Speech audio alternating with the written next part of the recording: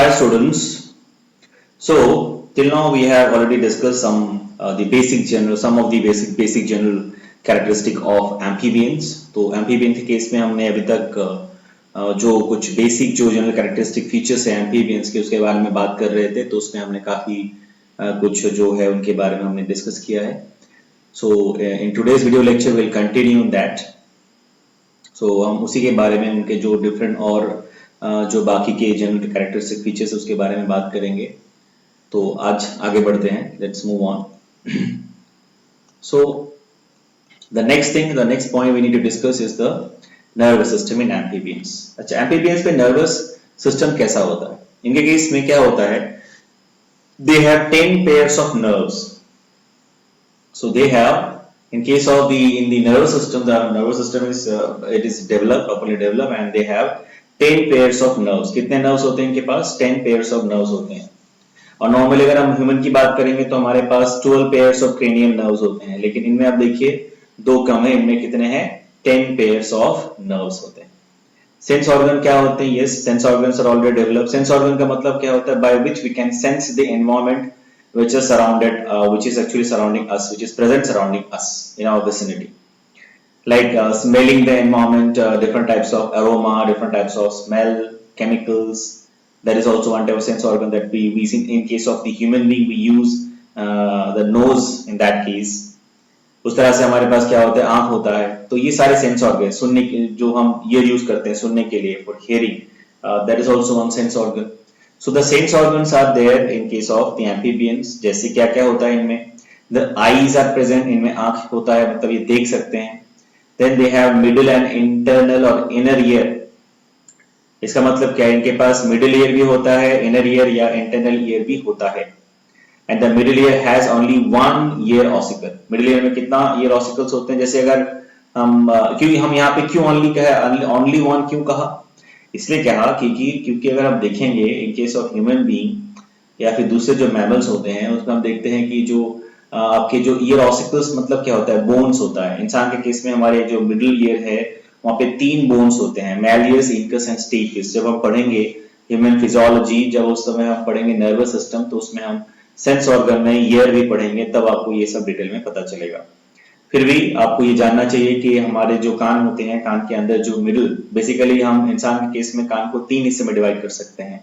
External ear, जो year पिना है, जो हम इसको पकड़ सकते हैं, बाहर वाला जो पार्ट है उसे बोलते हैं ईयर, और एक्सटर्नल ईयर और ईयर पिना. उसके बाद होता है मिडिल ईयर, उसके बाद होता है इंटरनल ईयर. लेकिन एम्फीबियंस के केस में क्या होता है? एक्सटर्नल ईयर नहीं है इनके पास, डायरेक्टली क्या है? मिडिल ईयर है और इनर ईयर है. और मिडिल ईयर में क्या है इनके पास? सिर्फ और सिर्फ एक ईयर ऑसिकल है. ऑसिकल क्या होता है? बोन होता है. ईयर बोन्स भी हम कह सकते हैं कॉमन लैंग्वेज में, ठीक है. तो उनके पास सिर्फ एक ईयर ऑसिकल होते हैं, लेकिन हायर ऑर्गेनिज्म या मैमल्स जैसे इंसान के केस में हमारे पास 3 ईयर ऑसिकल होते हैं, ठीक है. तो ये समझना है. नेक्स्ट, एक्सक्रीशन के बारे में बात करते हैं. How do they excrete? What is the excretory system in case of amphibians? We can see the young ones are ammonotelic, ठीक है. अब इसके बारे में कैसे बात? यंग वंस क्यों एमोनोटेलिक है? क्योंकि हमने बात किया है कि एम्फीबियंस के केस में जो डेवलपमेंट होता है वो इनडायरेक्ट होता है. हमें पता है टैडपोल बनता है पहले, जो कि एक्वेटिक ऑर्गेनिज्म है. इनडायरेक्ट जो डेवलपमेंट होता है इसमें जो लार्वल फॉर्म है वो एक्चुअली कंप्लीटली इंडिपेंडेंट है. तो जो टैडपोल है वो भी इंडिपेंडेंट है. और टैडपोल जो है वो एक्वेटिक है, पानी में रहता है टैडपोल. धीरे धीरे जब वो ग्रो करता है, मेटामॉर्फोसिस होता है, तब टैडपोल से फ्रॉग बनता है ना. इसीलिए हम क्या दे सकते हैं कि इन case of the amphibians the young ones are amonotelic. अब aquatic organism है, जब पानी में कोई organism, aquatic organism क्या करते हैं? Which is the most actually the nitrogenous waste which they actually release most, that is your ammonia. So जब aquatic organism या फिर आप इनके केस में, हम amphibian केस में अगर देखेंगे तो जो young one होते हैं जैसे कि tadpole, because they are aquatic, so they actually release the nitrogenous waste, that is your ammonia. That's why they are amonotelic. अब क्या एडल्ट स्टेज में भी सेम कंडीशन होगा? नहीं. अभी एडल्ट स्टेज में क्या? फ्रॉग बन गया, अभी वो टेरेस्ट्रियल पार्ट में आ जाएगा, ठीक है ना, लैंड में आ जाएगा. तो द एडल्ट के केस में क्या होगा? दे आर अभी देखो एडल्ट जो है ना, ये कंप्लीटली जो है सिर्फ पानी में रहते हैं ऐसा नहीं है, कंप्लीटली जो है लैंड में रहते हैं ऐसा भी नहीं है. इन्हें आप अगर ध्यान से देखोगे कभी, आप you can never see that frog are going away from any water body, they will always live near to the water body. इसका मतलब क्या है, जो फ्रॉग होगा या जो आपके एम्फीबियंस है वो पानी के बिना नहीं रह सकते, भले वो लैंड पे मतलब आ सकते हैं या सर्वाइव कर सकते हैं, but for their specially you know, like for their reproduction also they sometimes require water and they have to go back to the water body for other bodily activities, ठीक है ना। तो वो वाटर बॉडी से दूर नहीं जा सकते, ठीक है ना। इसीलिए हम इसे कह सकते हैं कि that's why we call it amphibians. Amphibians मतलब जिनका जीवन पानी में भी थोड़ा सा रहता है और लैंड में भी रहता है, मतलब दोनों जगह पे वो उनका जो लाइफ साइकिल वो कंप्लीट होता है, सिर्फ एक जगह पे नहीं, इसे बोलते हैं एम्फीबियंस, ठीक है। So the adults are partially and completely terrestrial, so they become uriotelic। तो इनके केस में क्या होगा, एक्सक्रीशन कैसे करते हैं वो, they release urea instead of ammonia, क्योंकि ज्यादातर समय वो लैंड में बिताते हैं, टेरेस्ट्रियल पार्ट में ही रहते हैं, इसीलिए उनका जो एक्सक्रीटरी पार्ट, एक्सक्रीटरी जो आपका प्रोडक्ट है, नाइट्रोजनस वेस्ट है, that is your urea instead of ammonia, ठीक है। अब इसमें एक एग्जांपल है, एक्सेप्शन है, जो जिसका नाम है सालामेंडर। अब लास्ट में इसका डायग्राम भी देखेंगे, अभी जब एग्जांपल में बात करेंगे तब डायग्राम भी देखेंगे हम उसका। अब ये जो सालामेंडर है ये एक्सेप्शन है, एडल्ट स्टेज में सालामेंडर जो होता है एमोनोटेरिक होता है। बाकी आप देखिए, हमने डिस्कस किया कि मैक्सिमम जो भी एडल्ट हैं वो पार्शियली और कंप्लीटली टेरेस्ट्रियल होते हैं, इसीलिए उनका जो मोड ऑफ एक्सक्रीशन होता है, जो मेन नाइट्रोजनस वेस्ट होता है, वो क्या होता है, यूरिया होता है, इसीलिए हम उसे यूरियोटेलिक बोलते हैं, ठीक है। लेकिन एक्सेप्शन क्या है यहाँ पे, आपका एक्सेप्शन है आपका सालामेंडर, वो क्या करता है एडल्ट स्टेज में क्या करता है, अमोनिया रिलीज करता है, इसीलिए इसको हम कहते हैं एमोनोटेलिक, ठीक है। वो एक्सेप्शन, ये जो है सालामेंडर जो है एक्सेप्शन। Now body temperature. अब जो आपके फ्रॉग है, they are too cold blooded organism basically, ठीक है। So they are poikilotherms. तो कोल्ड ब्लडेड मतलब क्या होता है, दे आर पाइकेलोथर्म्स, मतलब जो सराउंडिंग एनवायरनमेंट है उसके साथ ये अपने बॉडी का टेम्परेचर को कंटिन्यूअसली घटा सकते हैं या बढ़ा सकते हैं, ठीक है। So that's why they actually perform and they show a very important type of phenomena what we can see in case of these amphibians, that is your summer sleep and winter sleep, ठीक है। और ये क्यों करते हैं, because of these because they are पाइकेलोथर्म्स। इसका एक example समझते हैं। अगर आप किसी फ्रॉग को मान लीजिए कि एक पानी के कटोरे में डाल दे और टेम्परेचर उस पानी का बढ़ा दे, धीरे धीरे बढ़ाते रहे, if we increase the temperature of the water slowly by providing heat, then what the frog will do, it will also increase its body temperature slowly, and beyond a certain point, because it increase the body temperature so high, all the organ system, all the things in their body, it will fail and they will die, okay। So that is the reason they want to avoid when the environmental temperature is extreme। Example लेते हैं, जैसे India में जो summer season होता है बहुत extreme होता है, बहुत जगहों पे, ज्यादातर जो आपके मैदानी इलाके हैं, ज्यादातर आपके जो एग्जांपल देते हैं, जैसे महाराष्ट्र हो गया, आपका गुजरात हो गया, राजस्थान हो गया, वहां पे जो है टेम्परेचर बहुत ज्यादा होता है। वैसे ऑल ओवर इंडिया में ज्यादातर जब समर में टेम्परेचर हाई होता है, 40 प्लस होता है, 40-45 डिग्री चला जाता है। So in that high temperature और in that extreme environmental condition they want to avoid that. क्यों अवॉइड करेंगे, अगर वो अवॉइड नहीं करेंगे तो उनके बॉडी में जो टेम्परेचर है वो बढ़ता ही रहेगा, इससे क्या होगा, वो सर्वाइव नहीं कर पाएंगे, वो मर जाएंगे। वैसे उल्टा होगा विंटर के केस में, अगर विंटर सीजन में अगर उनके बॉडी में टेम्परेचर घटता रहा बाहर के टेम्परेचर के अकॉर्डिंगली, तो क्या होगा, तब भी वो सर्वाइव नहीं कर पाएंगे। इसीलिए वो क्या करते हैं, दो तरह का फिनोमेना हम देख सकते हैं। एक बोलते हैं हम समर स्लीप, जिसको हम बोलते हैं your aestivation, and winter sleep जो होता है उसे बोलते हैं हाइबरनेशन, जो हमें फ्रॉग में दिखता है। तो उसमें वो करते क्या है, दे मेटाबॉलिकली बिकम इनएक्टिव, मतलब आप ऐसा देख के लगेगा कि वो जो ऑर्गेनिज्म है वो मर गया है, लेकिन एक्चुअली ऐसा नहीं है। They are slowly they reduce their metabolic activity, they have this capacity to do, ठीक है। उनके पास ये कैपेसिटी होता है कि वो अपने मर्जी से अपने बॉडी के सारे मेटाबॉलिक एक्टिविटी को मिनिमम कर देता है, ठीक है ना। इससे हमें ये लगेगा कि वो मतलब मर गए हैं, लेकिन एक्चुअल में वो मरे नहीं है। वो क्या किए, वो जस्ट अपने मेटाबॉलिक एक्टिविटी को घटा दिए। और कब तक वो ऐसे रहेंगे उस स्टेज में, जब तक फेवरेबल एनवायरमेंटल कंडीशन ना आ जाए वापस, तब तक। जैसे कि अगर विंटर है तो वापस जब तक नॉर्मल टेम्परेचर ना हो जाए, विंटर जब तक खत्म ना हो जाए, तब तक वो ऐसे रहेंगे, उसे बोलते हैं हाइबरनेशन। एस्टिवेशन मतलब समर में बहुत ज्यादा अगर टेम्परेचर है तो फिर वो क्या करेंगे, जब तक टेम्परेचर नॉर्मल नहीं होगा, जैसे बारिश का मौसम नहीं आएगा तब तक वो उसी कंडीशन में रहेंगे। समझ में आया ना? चलिए, नाउ नेक्स्ट,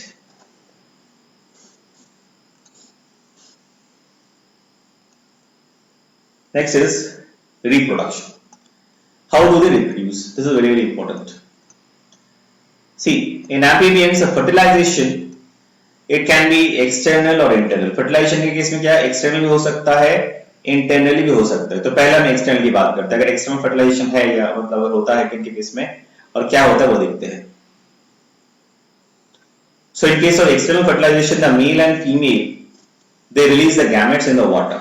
एक्सटर्नल फर्टिलाइजेशन में क्या होगा, जो मेल और फीमेल होगा they will release the respective gametes in the water, water में अपना गैमेट्स को रिलीज कर देंगे, ठीक है। And then the fertilization will take place in the water, that is in the external environment, ठीक है ना। तो इस तरह इसको बोलते हैं एक्सटर्नल फर्टिलाइजेशन, ठीक है। बट इसमें कंडीशन है, कंडीशन ये है कि जो मेल और फीमेल का जो गैमेट है वो साइमल्टेनियसली दोनों ऑर्गेनिज्म मेल और फीमेल साइमल्टेनियसली उसको रिलीज करेंगे वाटर बॉडी में, ठीक है ना। सो ये बहुत इंपॉर्टेंट है। Next, internal fertilization. अब इंटरनल मतलब क्या होता है, बॉडी के अंदर होता है, हमें पता है इंटरनल मतलब क्या होता है। सो फर्टिलाइजेशन एग्जांपल जो है सैलामेंडर है, ठीक है। और एक्सटर्नल फर्टिलाइजेशन हमने एग्जांपल जो एग्जांपल क्या है वो है फ्रॉग। तो फ्रॉग था आपका एग्जांपल जो कि किसके केस में, एक्सटर्नल फर्टिलाइजेशन के केस में। और इंटरनल फर्टिलाइजेशन के केस में कौन एग्जांपल है, सैलामेंडर, ठीक है।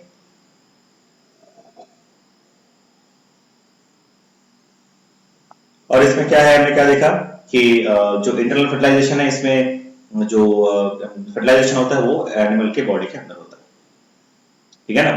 Now the development is indirect. Development कैसा होता है इनमें, डेवलपमेंट इनमें इनडायरेक्ट होता है, डायरेक्ट डेवलपमेंट नहीं होता है। अब इनडायरेक्ट डेवलपमेंट है इसका मतलब क्या हुआ, लार्वल स्टेज पक्का होगा।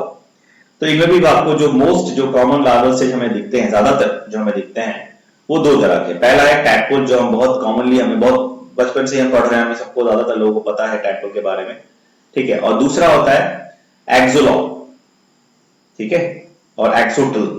एक्सोटल जिसको जो आपका सैलामेंडर का जो लार्वल स्टेज है उसे बोलते हैं एक्सलोटल, ठीक है। इसमें होता है ये जो है ये भी इनडायरेक्ट स्टेज है जो आपका सैलामेंडर केस में दिखता है। टैडपोल जो है वो फ्रॉग के केस में दिखता है, ठीक है। सो दो तरह के हमको लार्वल स्टेज हमें दिखेंगे, right. So now we'll talk about some example. We'll discuss some example one by one in amphibians. पहला एग्जांपल क्या है, राना टाइग्रिस। कॉमन नाम क्या है, कॉमन इंडियन फ्रॉग। सो राना टाइग्रिस है साइंटिफिक नेम। पहला जो एग्जांपल हम डिस्कस करने वाले, कॉमन नाम क्या है, कॉमन इंडियन फ्रॉग, इसको बोलते हैं राना टाइग्रिस, ठीक है। और इनके केस में हम क्या दिखने मिलेगा, the skin in the case of Rana Tigris is moist और ग्लैंडुलर। इनके केस में जो स्किन होगा, इनके बॉडी में जो स्किन है वो क्या होता है, मॉइस्ट होता है और ग्लैंडुलर भी होता है। अब देखो ग्लैंडुलर तो ऑब्वियसली होगा क्योंकि बॉडी में अगर मॉइस्चर मेंटेन करना है स्किन के ऊपर तो स्किन में आपका जरूर मतलब it is very important that the gland should also present because glands are going to secrete the substances which is going to moist the skin continuously. जैसे हमने शुरू में पढ़ा था, हमने बात किया था कि एम्फीबियंस के केस में वो दो तीन तरीके से रेस्पिरेशन कर सकते हैं। जैसे किटेनियस इसमें से एक था, इसका मतलब स्किन से डायरेक्ट जो एटमॉस्फेयर से ऑक्सीजन को गैसेस एक्सचेंज वो कर सकते हैं। उसके लिए आप सबको पता है कि हमने शुरू में डिस्कस किया था कि रेस्पिरेटरी मेम्ब्रेन का कैरेक्टरिस्टिक फीचर क्या है। First it should be thin, second it should be moist and fourth it should be vascular. तो मॉइस्ट होना बहुत जरूरी है, जिसके थ्रू जिस सरफेस के थ्रू वो गैसियस एक्सचेंज होगा, रेस्पिरेशन होगा, जिस सरफेस के थ्रू वो मॉइस्ट होना जरूरी है। इसीलिए मॉइस्चर यहाँ पे बनाने के लिए ग्लैंड्स भी होते हैं और glands are maintaining the moisture in case of this Rana tigris. That's why the skin of the Rana tigris or the common Indian frog is always moist. Is always moist. Okay. Now the males have, और इनमें क्या है ना, sexual dimorphism हमें दिखता है। Rana Tigris के case में क्या दिखता है, सेक्सुअल डायमॉर्फिज्म दिखता है। We can see the sexual dimorphism, right? और जो वोकल सैक है जो मेल के केस में होता है, इनके राना टाइग्रिस के जो मेल जो राना टाइग्रिस जो होते हैं, जो इंडियन फ्रॉग होते हैं, उनमें जो वोकल सैक होता है दे हैव, उनके पास जो होता है वोकल सैक होता है मेल के केस में, ठीक है। और कहां होता है वो? Lower region of the head. बिल्कुल जो हेड के नीचे वाले जो हिस्सा होता है उसमें आपको हम देख सकते हैं कि जो मेल होता है आपका, जो कॉमन इंडियन फ्रॉग है, जो मेल पार्ट है, जो मेल काउंटर पार्ट है, उनके जो हेड के जो लोअर पार्ट है, लोअर रीजन है, वहां पे वोकल सैक हमें दिखता है। ठीक है ना? उसका काम क्या है? वोकल सैक का काम क्या है? During the time of reproduction, reproduction समय क्या करते हैं? रिप्रोडक्टिव सीजन के समय ये क्या करते हैं? They are using this vocal कैट टू मेक वॉइसेस, आवाज निकालते हैं वो। इसी वोकल को यूज करके क्या करते हैं? आवाज निकालते हैं। ठीक है? ये जो वोकल सैक है, सॉरी कॉर्ड नहीं है, वोकल सैक जो है उसको यूज करके ये आवाज निकालते हैं। किसके लिए? To attract the female, female को अट्रैक्ट करने के लिए। अभी का आप शायद कभी ध्यान देना, अगर बहुत बारिश हो जाए या थोड़ा सा मौसम, बारिश का मौसम हो, उस समय आप देखना कि मेंढक आवाज करते हैं बहुत। तो वो जो मेंढक जो आवाज करते हैं वो बिल्कुल मतलब आप जान लीजिए, मेंढक जो आवाज करते हैं वो पहला तो मेल होगा। ठीक है? राना टाइग्रिस मतलब इंडियन जो कॉमन जो फ्रॉग है, और जो मेल पार्टी मेल जो है वही लोग ऐसे कर सकते हैं, ऐसा आवाज निकाल सकते हैं। और वो काम ऐसा क्यों करते हैं? टू अट्रैक्ट द फीमेल, क्योंकि वो रिप्रोडक्टिव सीजन होता है इनका। बेसिकली रेनी सीजन ही रिप्रोडक्टिव सीजन होता है। ठीक है ना? So during the reproductive season, their male make voices by using the vocal sac to attract the female. ठीक है? Now next है कि मेल में और भी हमें कुछ चीज दिखती है जो इंपॉर्टेंट है, हमें जानना चाहिए कि मेल्स हैव नॉक्ट्यूल पैड्स। अब देखो फ्रॉग के जो लिम्ब है ना, उनके पास दो फोर लिम्ब होते हैं, दो हाइंड लिम्ब होते हैं। ठीक है? दो फोर लिम्ब और दो हाइंड लिम्ब। जो दो फोर लिम्ब होते हैं ना, उनमें जो डिजिट होता है वो 4 होता है। ये यहाँ पे डायग्राम आप देख सकते हो, दे हैव 4 डिजिट, 1 2 3 4। और जो फर्स्ट डिजिट है उसमें आपको ऐसे पैड लाइक स्ट्रक्चर दिखेंगे। फर्स्ट डिजिट उसको बोलते हैं नॉक्टियल पैड। ठीक है? इसका काम क्या है? The males are actually using this noctual pad to hold the female during the time of reproduction or copulation. ठीक है ना? सो ये जो नॉक्टियल पैड है इसका भी फंक्शन है। क्या फंक्शन है? दे यूज द मेल जो फ्रॉग है, दे यूज दिस नॉक्टियल पैड। और एक चीज आपको और ध्यान देना है कि इनके पास दो पेयर ऑफ लिम्स होते हैं। फर्स्ट पेयर ऑफ लिम्स उसमें दो आपके फोर लिम्ब होते हैं, और सेकंड पेयर ऑफ लिम्स उसमें दो आपके हाइंड लिम्स होते हैं।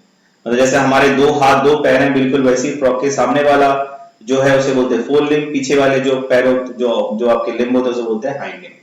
जो सामने वाले लिम्ब होते हैं उसमें 4 डिजिट होते हैं। पहले वाला नंबर 1 फर्स्ट जो डिजिट होगा उसमें जो एक स्ट्रक्चर पैड लाइक स्ट्रक्चर मिलेगा उसे बोलते हैं नॉक्टियल पैड। यहां देख सकते हैं। ठीक है?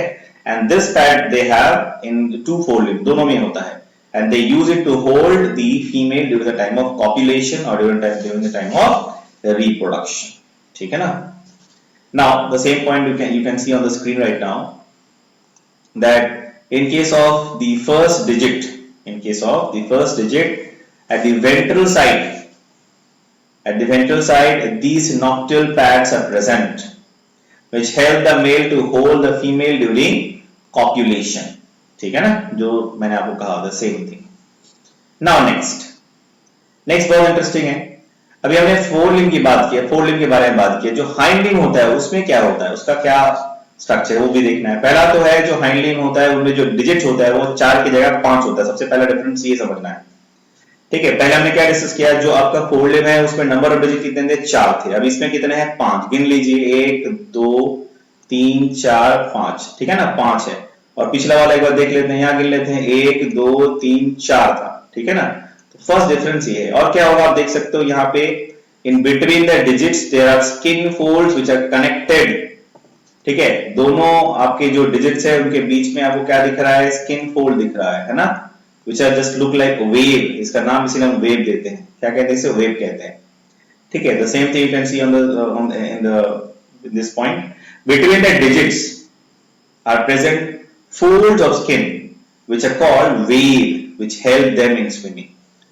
तो पिछले वाले जो आपके उनके पैर होते हैं, या जिसे हम बोल सकते हैं हाइंड लिम्ब, उनमें 5 डिजिट होता है, और उनके बीच में, हर एक डिजिट के बीच में आपको स्किन फोल्ड जो है वो एक डिजिट को दूसरी डिजिट के साथ अटैच करके रखा है, which is also look like wave. और ये किस कारण, किस लिए इंपॉर्टेंट है, क्या क्या हेल्प करता है ये उनको? ये फ्रॉग को स्विम करने में, पानी में स्विम करने में हेल्प करता है। ठीक है ना? Now next, the frog also show metachrome और मेटाक्रोमेसिस। क्या मतलब इसका? मतलब the frogs they also show colour adaptation. ये बहुत इंटरेस्टिंग है। फ्रॉग जो है कलर अडेप्टेशन कर सकता है। इसका मतलब क्या है कि वो जिस एनवायरमेंट में है, सराउंडिंग में जैसा एनवायरमेंट है, उसका जो कलर है उसके जैसा कलर अपना बॉडी का कलर बना सकता है। क्यों ऐसा करता है? टू कैमोफ्लेज, ठीक है, टू फूल इट्स प्रे, ठीक है ना। तो अपने आप को बचाव के लिए, सेल्फ डिफेंस के लिए वो अपने आप को इनविजिबल कर लेता है। किसके सामने? प्रे के सामने, ताकि सामने वाला जो प्रे है उसे देख ना पाए। तो वो क्या कैसे कर सकते हैं ये? मान लीजिए वो जहां पे है उसके आसपास जो भी कलर है, मान लीजिए ब्राउन है कलर, आसपास के जो भी माने ऑब्जेक्ट प्रेजेंट है उसमें, या फिर मान लीजिए ग्रीन लीफी है, ग्रीन लीव्स है, या फिर प्लांट्स है, या फिर जो आपके प्लांट के जो बार्क एरिया वैसा है, ब्राउनिश है, तो क्या कर सकते हैं अपने आप को वो कलर चेंज करके वैसा बना सकते हैं, ठीक है ना। इसको बोलते हैं मेटाक्रोमेसिस, ठीक है। सो दे कैन अडॉप्ट और they can actually blend themselves very easily with the surroundings. कैसे करते हैं वो? By means of colour adaptation, ठीक है। So that is also one strategy to safeguard themselves from the prey. It is also one type of self defence. Now they have cloaca, then they are diurnal and they are carnivorous, ठीक है। तो तीन characters हम देख सकते हैं। they are diurnal and they are cloaca is present in them। cloaca मतलब same common path for excretion, reproduction। अगर किसी का मतलब किसी ऑर्गेनिज्म में excretion और reproduction सारे काम के लिए सिर्फ एक ही कॉमन पाथ है, उसे बोलते हैं क्लोएका, ठीक है। Now they are very similar। अब देखिए और क्या होता है खाने, मतलब ये इनका जो फूड है कैसा होता है? कार्निवोरस होते हैं, ठीक है ना। Now will talk about the next example, that is your I think that is your Bufo और टोड। तो बूफो और जो टोड है, इनमें जो है फ्रॉग और इनमें बहुत सारे सिमिलैरिटीज है और कुछ डिफरेंसेस भी है, तो हम बात करेंगे उसके बारे में, ठीक है ना। फर्स्ट क्या है? They are big in size, बड़े होते हैं साइज में। बूफो जो होते हैं या टोड जो होते हैं साइज में, पहला चीज क्या है? ये तो साइज में बड़े होंगे, ठीक है ना। दूसरा, ये नॉक्टर्नल होते हैं, ठीक है। पहला क्या है? ये साइज में, तो पहला चीज क्या है? ये साइज में बड़े होते हैं। दूसरा क्या है?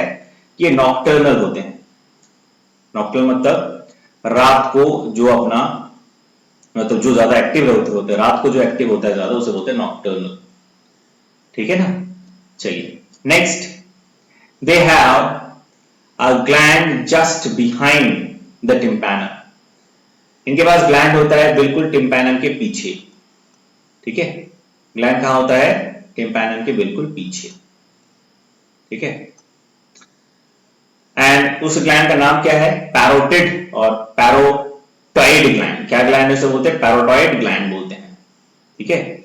क्या करता है? It secrets bufotoxin. क्या सीक्रेट करता है? ये बुफोटॉक्सिन सीक्रेट करता है, ठीक है। अभी बुफोटॉक्सिन का मतलब क्या काम है? नॉर्मली अगर टॉक्सिन कोई भी एनिमल सीक्रेट करता है तो बेसिकली अपने प्रोटेक्शन के लिए करता है। तो ये भी आपका जो बूफो है या टोड है, ये भी जो बुफोटॉक्सिन जो सीक्रेट करता है, that is also because of its self defence purpose. तो पर्पस क्या है? सेल्फ डिफेंस है, ठीक है ना। Next, digits. अब इनमें क्या है? डिजिट्स जैसे हमने पिछले एग्जांपल में हमने देखा, पिछला जो एग्जांपल हम पढ़ रहे थे जिसमें हमने देखा कि उनमें जो डिजिट्स होते हैं, लेकिन डिजिट्स में क्लॉज के बारे में हमने बात नहीं किया था। लेकिन अगर हम टोड या बूफो की बात करें तो हम देखेंगे डिजिट्स हैव हॉर्नी टिप्स, ठीक है। तो इनमें क्लॉज तो नहीं कह सकते, but they have horny tips. और इनमें क्या होता है? वेव्स नहीं होते हैं। जैसे पिछले एग्जांपल में हमने देखा था, उनमें वेव्स होते हैं, स्किन फोल्ड होता है between the digits which help them for swimming। वैसा कुछ हमें इनके केस में, टोड या बूफो के केस में नहीं मिलता, ठीक है। तो हम थोड़ा डायग्राम एक बार देखेंगे, बूफो का डायग्राम हम एक बार देखेंगे आगे बढ़ने से पहले, टोड का या बूफो का। आप देख सकते हो यहाँ पे आपका टोड और बूफो दोनों का डायग्राम ही है, ठीक है। So you can see this two diagram.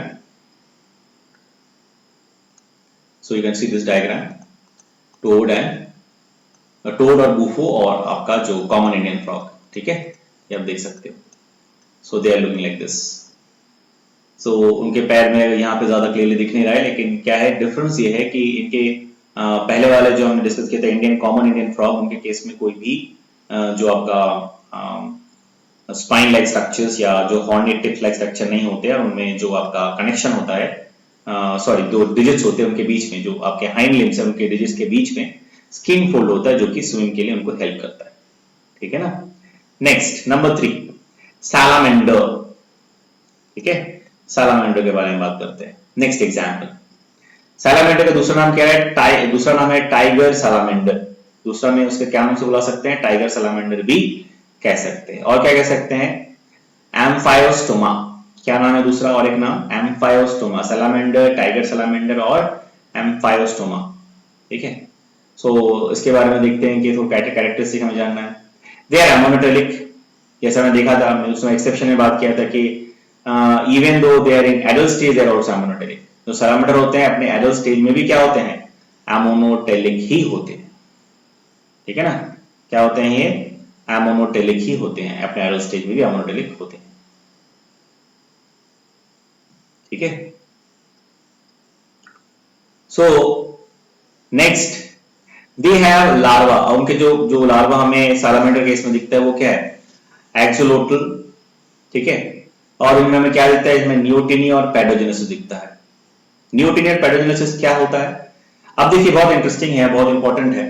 जो एक्सोलोटल लार्वा, ऐसे भी हमें पता है कि जो लार्वा स्टेज होता है वो इंडिपेंडेंट होता है, इट्स इंडिपेंडेंट लाइफ फॉर्म, ये हमें पता है। वो अपने अपने हिसाब से खाना खाता है, अपने हिसाब से मूवमेंट करता है, अपने हिसाब से सब कुछ करता है। उसके बाद डेवलप होकर वो फाइनल आपका यंग वन बन जाता है। लेकिन सारे लार्वा रिप्रोड्यूस या रिप्रोडक्शन नहीं कर सकते, लेकिन एक्सोलोटल रिप्रोडक्शन भी कर सकता है। सो ये बहुत ही यूनिक फीचर है, बहुत स्पेशल कैरेक्टरिस्टिक फीचर है, जो हमें एक्सोलोटल लार्वा के केस में ही दिखता है। जो किसका लार्वा है? लार्वा स्टेज है सैलामेंडर का। ये रिप्रोडक्शन भी कर सकता है। It is very unusual and it is very interesting and very surprising. ये लार्वा भी रिप्रोडक्शन कर सकता है, राइट। तो इसी को बोलते हैं, अगर लार्वा ऐसे रिप्रोडक्शन कर सकता है तो उसे हम बोलते हैं नियोटिनी और पैडोजेनेसिस, ठीक है ना। So larva can reproduce in that case. So that was example of salamander. So let's move on. Next example is Ichthyophis. देखो इक्थियोपस क्या है ना, इट इज लिम्बलेस एम्फीबियन। इसको देख के आपको ऐसा लगेगा कि ये एम्फीबियंस तो है ही नहीं, आपको लगेगा ये स्नेक टाइप है या वर्म टाइप है, लेकिन एक्चुअल में ये क्या है ना, ये आपका ये एक्चुअल में जो है आपका ये एम्फीबियन है, लेकिन लगेगा देख के कि स्नेक टाइप है, ऐसा नहीं है, ठीक है। इसीलिए शुरू में आप देख सकते हो इसका नाम क्या है? लिम्बलेस। इनमें क्या है ना, लिम्ब नहीं होता है, इसलिए बोलते हैं लिम्बलेस एम्फीबियन। एग्जांपल क्या है? इक्थियोपस, ठीक है। और इनमें भी हमें पैरेंटल केयर दिखता है। पैरेंटल केयर दिखता है मतलब कैसे होता, हम क्या देख सकते हैं कि फीमेल जो है, इनमें जो फीमेल होते हैं इक्थियोपस में जो फीमेल होते हैं, दे आर सेफ गार्डिंग और taking care of the eggs. Okay, I will show you a diagram, then it will be more clear to you. Okay, let us go and see the diagram. So ये आप जो देख रहे हैं अभी, पहला ये वाला जो डायग्राम है, दिस इज फॉर सालामेंडर, ये सालामेंडर है, ठीक है। और ये आप देख रहे हो, this is it is somewhat look like snake, but actually this is not snake, this is your Ichthyophis, ठीक है ना। अब इक्थियोपस क्या करता है ना, it is coil surrounding the egg, egg के चारों तरफ कॉइल बनाता है और उसमें एग को केयर करता है और प्रोटेक्ट करता है, ठीक है ना। चलिए नेक्स्ट, एलाइटस। इसमें जो है ना, male take care of the eggs. इनके केस में क्या होता है, जो मेल होता है वो जो एग का जो है, मतलब बोल सकते हो प्रोटेक्शन करता है, एग को देखभाल करता है, वो मेल। और कैसे करता है? इट्स वेरी पिक्यूलियर एलाइटस के केस में। इनके जो आप देख सकते हो, उनके पीठ के ऊपर ये एग्स को, मतलब एक्चुअली इनके जो मेल वाले, ये मेल फ्रॉग है एलाइटस के, मेल पार्ट और काउंटर पार्ट है। तो मेल जो होंगे वो क्या करते हैं ना, उनके स्किन के ऊपर, ठीक है ना, उसके ऊपर एक जिलेटिनस स्ट्रक्चर होता है, और एग भी एक जिलेटिनस का स्ट्रक्चर होता है, जो कि एक दूसरे के साथ जुड़े रहते हैं, अटैच रहते हैं, और वो उनके स्किन के ऊपर रहता है। तो sir the eggs are actually get protected by and taking care by the male part of Alytes, ऐसा होता है, ठीक है ना। चलिए next, the last one, no second last one, that is your Pipa. Common नाम क्या है? सूरिनम टोड, इसमें क्या होता है, जो फीमेल क्या करते हैं, they lays the fertilised egg in marsupium. अब इसमें जो होता है ना, फीमेल जो है वो पैरेंटल केयर निभाता है, मतलब फीमेल जो है, जैसे हमने देखा एक्सट्रीफर्स में फीमेल था, इसमें भी फीमेल है। They will take care of the eggs, और एग्स कहां पे वो ले करेंगे, एक पाउच लाइक, मार्सुपियम मतलब क्या होता है, एक सब पाउच लाइक स्ट्रक्चर, पाउच होता है, ठीक है ना, तो पाउच लाइक स्ट्रक्चर एक्चुअली, उसमें ये एग्स को प्रिजर्व करते हैं और उसमें प्रोटेक्ट करते हैं until it get fertilized और until it get mature, ठीक है ना। तो उसका डायग्राम देखते हैं, ये है, ये आपका है पाइपा, ओके, पाइपा जिसे हम या फिर हम कह सकते हैं सूरीनम टोड, ये सूरीनम टोड है, ठीक है। इनमें जो मार्सुपियम जो होता है, पाउच लाइक स्ट्रक्चर होता है, उसमें वो एग को सीक्रेट करते हैं, मतलब प्रिजर्व करते हैं। नेक्स्ट द लास्ट वन, नेक्टुरस और मड पपी, ठीक है, नेक्टुरस एंड मड पपी। इसका स्पेशल कैरेक्टरिस्टिक फीचर क्या है, एडल्ट के केस में भी इनमें गिल्स होता है, एडल्ट स्टेज में भी उनमें क्या होता है, गिल्स। ये है एग्जांपल आपका, दिस इज योर नेक्टुरस, इसी को बोलते हैं मड पपी, इनमें गिल्स होता है, एडल्ट स्टेज में भी गिल्स, आप देख सकते हो, this are gills they have, for respiration they use gills, ठीक है। So by this we finish the we have completed the amphibians.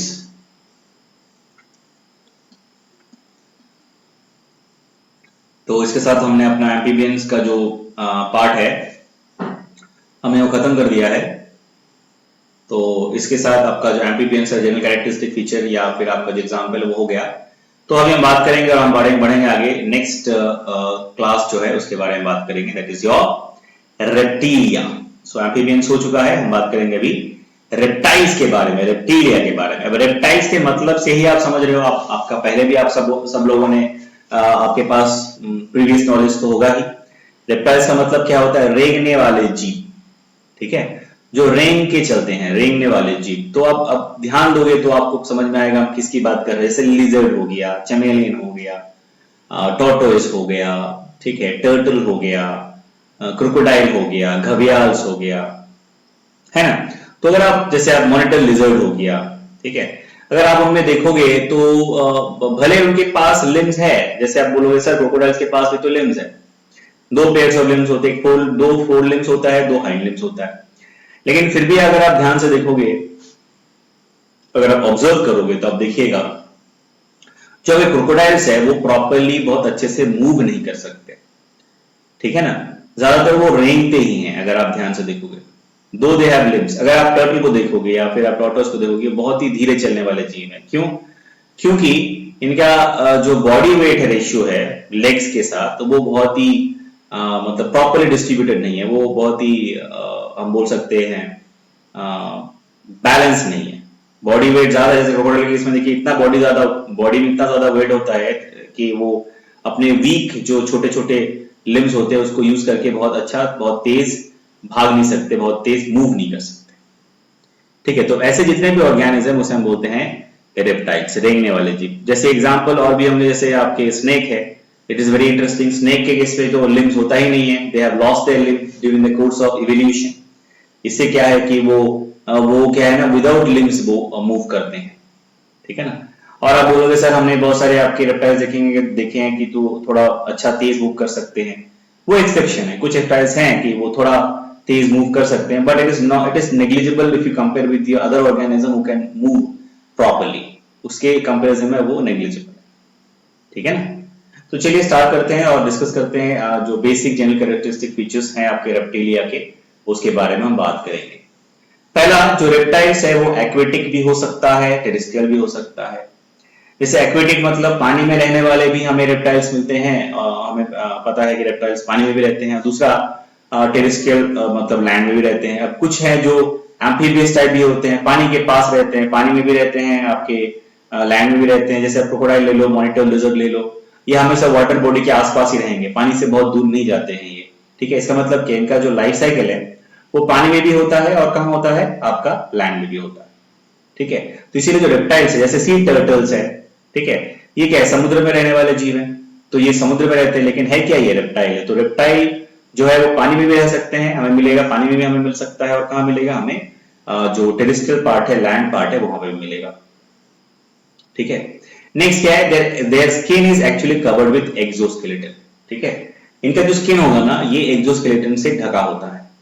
और एक्सोस्केलेटन बनता किससे, क्या होता है उसमें, ठीक है। It is made up of epidermal scale, ठीक है। अगर आप ध्यान से किसी स्नेक को देखोगे तो आपको पता चलेगा कि इनके बॉडी में, जैसे हमने बात किया था, अब इनमें जो स्केल होता है उसे बोलते हैं सर्पेंट टाइप, या फिर हम बोलते हैं एपिडर्मल स्केल, वो अलग स्केल होता है। जो फिशन में देखा था हमने वो नहीं, लेकिन इनमें भी उस तरह के स्केल होते हैं, लेकिन इनमें जो स्केल होता है वो अलग किस्म का होता है, ठीक है।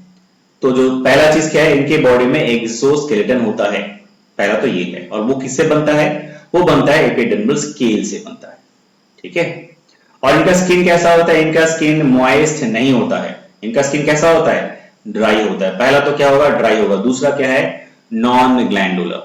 अब ड्राई है इसका मतलब है मॉइस्चर मेंटेन करने की जरूरत नहीं है। अगर मॉइस्चर मेंटेन करने की जरूरत नहीं है तो ग्लैंड का भी जरूरत नहीं है। जैसे हमने अभी थोड़ी देर पहले देखा एम्फीबियंस के केस में, एम्फीबियंस के केस में, फ्रॉग के केस में देखा था हमने, Indian frog, common Indian frog, तो उनका जो बॉडी का जो मॉइस्चर है हमेशा मेंटेन रहता है। इसका मतलब उनके स्किन में ग्लैंड्स भी होता है। लेकिन स्नेक के केस में कोई भी ग्लैंड्स नहीं होता है स्किन में, क्योंकि इनका स्किन जो होता है वो ड्राई होता है और किससे कवर रहता है, आपके स्केल से, एपिडर्मल स्केल से कवर होता है, ठीक है ना। I hope it is clear. Next move on. Now इनका जो स्केल ऊपर, जो इनके बॉडी के जो बाहर वाला जो पार्ट होता है, जो आपका एक्सोस्केलेटन होता है, वो बहुत थिक होता है, ठीक है। अब आप पूछोगे सर थिक क्यों होता है, रीजन क्या है। रीजन ये है कि अगर बाहर वाला जो एक्सटर्नल जो आपके एपिडर्मल पार्ट है वो अगर ज्यादा थिक होगा तो इससे क्या होगा, वाटर लॉस कम होगा बॉडी से, so they can preserve lot of water, ठीक है ना। तो इससे क्या होगा, उनको सर्वाइव करने में एक्सट्रीम कंडीशन में इजी होता है, ठीक है। तो जो एपिडर्मल स्किन है वो अगर थिक है तो वाटर लॉस कम हो जाएगा बॉडी में, इससे उनके जो बॉडी में मतलब उनका जो सर्वाइबिलिटी है, चांसेस वो भी बढ़ जाएंगे, ठीक है ना। तो जो they have the thick epidermal skin which minimize what, loss of water। तो अगर थिक एपिडर्मल अगर स्किन होगा तो जो लॉस ऑफ वाटर होता है वो कम होता है एनिमल केस में। जैसे हमने अर्थोपोडा के केस में देखा था, अगर आपको याद होगा, तो अर्थोपोडा में जो उनका जो जैसे हमने कॉकरोच का एग्जांपल लिया था, तो उसमें जो आपके ऊपर में भी एक जो प्लेट था, नीचे में भी एक प्लेट था, थिक प्लेट था, ठीक है, जो काइटेनियस था। और उसके लिए हमने बात किया था कि उनमें भी क्या होता है कि वो जो वाटर है वो प्रिजर्व होता है because of the thick epidermal part और एक्सोस्केलेटन, ठीक है ना। टर्गम एंड स्टर्नम जो प्लेट हमने बात किया था कॉकरोचेस केस में, है ना। Now next, the most common the mostly this reptilians or most of the reptiles वो क्या होते हैं ना, दे आर कार्निवोरस। रेप्टाइल्स जो होते हैं मैक्सिमम क्या होते हैं, कार्निवोरस होते हैं, they are carnivorous in nature, but there are some exceptions, except tortoise, ठीक है। टॉर्टोइस जो होता है वो ओमनीवोरस होता है। बाकी टॉर्टोइस को छोड़ के बाकी जितने भी मैक्सिमम जो रेप्टाइल्स हमें मिलेंगे वो क्या होते हैं, कार्निवोरस होते हैं, लेकिन टॉर्टोइस क्या होता है, ओमनीवोरस। जैसे सी टर्टल को हमने देखा है कि they are also they feed on seaweeds, तो जो एल्गी होता है, सीवीड्स होता है, वो भी कंज्यूम करता है आपके सी टर्टल, ठीक है ना। तो इसीलिए हम कह सकते हैं कि जो आपके जो रेप्टाइल्स हैं ज्यादातर तो होते हैं कार्निवोरस, लेकिन उसमें से कुछ जो है, जैसे एग्जांपल एक्सेप्शन जो है हमारे पास, वो है टॉर्टोइस, जो क्या करता है, वो है ओमनीवोरस, ठीक है।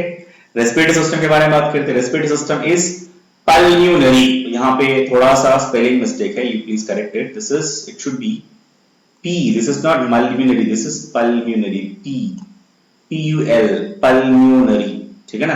तो pulmonary मतलब क्या होता है, they have lungs, तो respiration कैसे होता है इनके केस में, they have lungs and that's why we can call it as pulmonary respiration, they have pulmonary respiration, ठीक है, that is through lungs।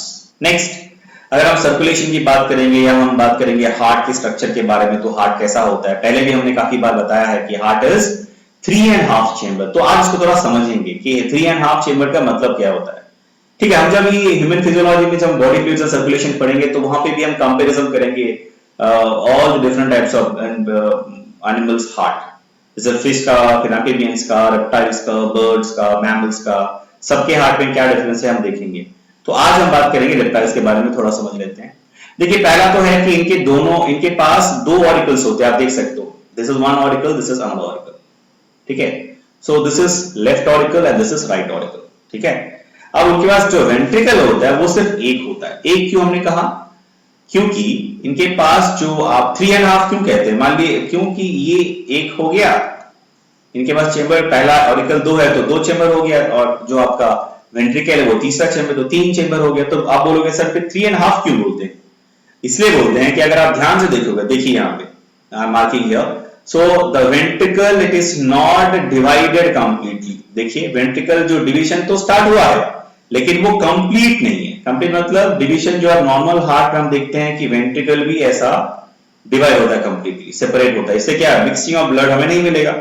लेकिन हमारे जो रेप्टाइल के केस में है ऐसा नहीं है, उनके केस में जो हार्ट है उसका जो वेंट्रिकल्स का जो सेपरेशन है, जो सेप्टम्स है, वो जो है वो इनकम्प्लीट है, ठीक है ना, इसीलिए हम इसे कहते हैं 3.5 चेंबर।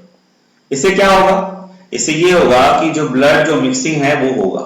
देखिए ये वाला जो ब्लड है यहां मिक्स हो जाएगा और इस चेंबर का जो ब्लड है इसमें मिक्स हो जाएगा। तो जो हार्ट जो पंप करेगा जिस ब्लड को, वो क्या होगा, मिक्स ब्लड होगा या प्योर ऑक्सीजनेटेड ब्लड होगा। ये मिक्स ब्लड होगा मतलब डीऑक्सीजनेटेड ब्लड होगा, इसीलिए इस हार्ट को भी हम कहते हैं एट्रोवीनस हार्ट, ठीक है ना, इसीलिए हम क्या कहते हैं इसे, एट्रोवीनस हार्ट।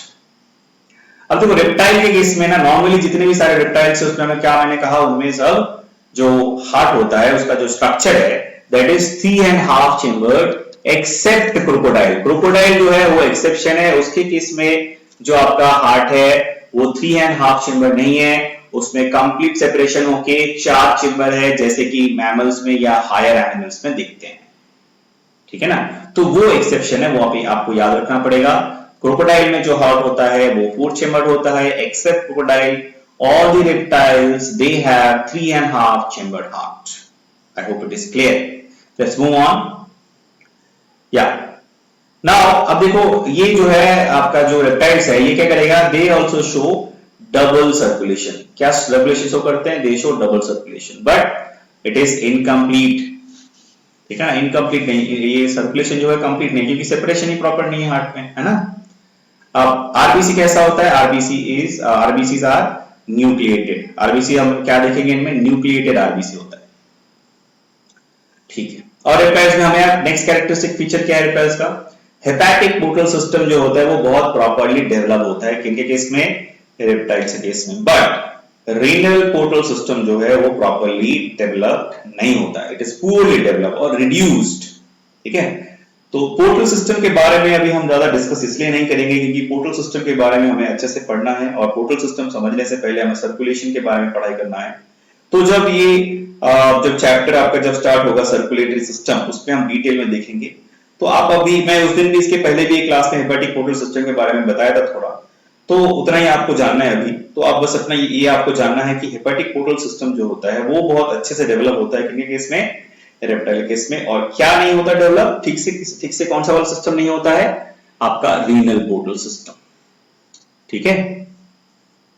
नेक्स्ट क्या है, डाइजेस्टिव सिस्टम के बारे में बात करते हैं। अब डाइजेस्टिव सिस्टम कैसा होता है इनके केस में, इन केस ऑफ रेप्टाइल जो इनका टीथ होता है, जो दांत होता है, वो क्या हो सकता है, हेट्रोडॉन्ट हो सकता है या तो होमोडॉन्ट भी हो सकता है। होमोडॉन्ट हेट्रोडॉन्ट का मतलब एक ही तरह सेम शेप सेम साइज के दांत भी हो सकते हैं या फिर अलग अलग, जैसे हमारे केस में हमारे पास इंसिसस है, कैनाइन्स है, मोलर है, प्रीमोलर है, सबका अलग अलग शेप है, अलग अलग साइज है, तो हम क्या है, हेट्रोडॉन्ट है। अगर सब सारे दांत जैसे फिशेस में देखे थे सारे के सारे दांत एक ही तरह के, एक ही शेप के, एक ही साइज के, तो होमोडॉन्ट। तो रेप्टाइल में दोनों में से कोई भी एक हो सकता है, अलग अलग रेप्टाइल्स पे हमें अलग अलग पैटर्न दिखता है। और क्या दिखेगा हमें, इट कैन बी एक्रोडोंट और इट कैन बी प्यूरोडोंट, ठीक है। और क्या हमें दिखेगा, इन केस ऑफ क्रोकोडाइल हमें एक एक्सेप्शन मिलता है जो हम देखेंगे कि दे हैव थिकोडोंट, ठीक है। तो थिकोडोंट क्या है, थिकोडोंट का मतलब होता है कि सॉकेट होता है, बोन में प्रॉपर सॉकेट होता है जिसमें कि जो टीथ है या जो टूथ है वो प्रॉपर्ली हमारे जैसे, इंसान के जैसे, मतलब मैमल्स के जैसे, हायर ऑर्गेनिज्म के जैसे आपका वो टीथ अटैच होता है। और पॉलीफायोडोंट का मतलब they can lose the teeth and they can get it back again and again, ठीक है। So till now we'll talk about this much.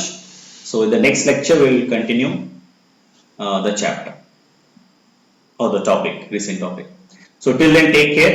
Be safe, stay at home. Thank you.